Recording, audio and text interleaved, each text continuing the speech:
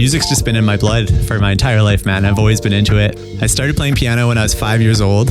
I started guitar when I was 12 years old. I finished the Royal Conservatory of Piano by the time I was 14, and I was sick of it. Like, I'd been playing piano way too much for like way too long, and I quit for about 15 years, and then I rediscovered it again. I got into electronic music about a decade ago, I would say. And at the time I was in multiple bands, singing, playing guitar, playing keyboard, and then I quit my bands and decided to go full tilt into producing and DJing. Actually, when I was in Australia, I would say, is the first time that I went to my first like rave or whatever in Byron Bay. It was like a first sort of like moment where I feel like I understood electronic music. I feel like when you go to your first party and you experience like a big sound system and a crowd that's really into it, a lot of people have a similar story. Like, you go to your first thing and it just like blows your mind. That's exactly what happened to me.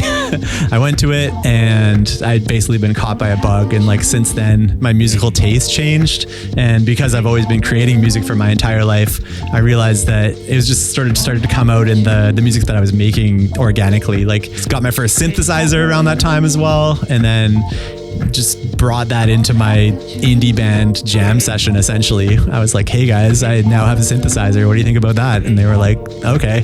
So we just started jamming. I just wanted to take it further, so I decided to produce outside of that. I wanted to make people dance, and that was something that I wasn't really doing as much in my rock bands. I wanted to have like a dance floor going. I make a lot of proclamations in my life, and in that time I proclaimed that I was going to learn how to DJ that year, and then I just started making mixes and putting them up on SoundCloud. I ended up driving all the way to Squamish to buy a mixer off of a guy off Craigslist.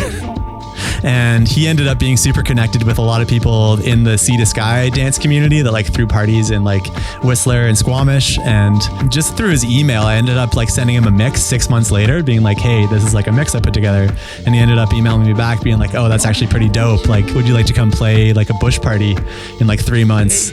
And then that's how I got my first like sort of bush party gig. So that was like a huge sort of aha moment when I realized how supportive the electronic music community is, especially around here in Vancouver, like letting me into this amazing world of electronic music through something I bought off Craigslist. Now I really like to focus on deep house, organic house, tech house with a lot of vocals. So like vocal house, I would say, funky house. Yeah, house music is something that I gravitate towards and continue to. I want to get more into it, honestly, because I've focused a lot more on the production side, producing music that I can also play live. So my dreams, hopes, and aspirations are to bring like a live synthesizer, live acoustic guitar to any of my live shows. I think there's a lot more opportunity for artists to do that. So I'd love to be a part of that kind of realm down the road.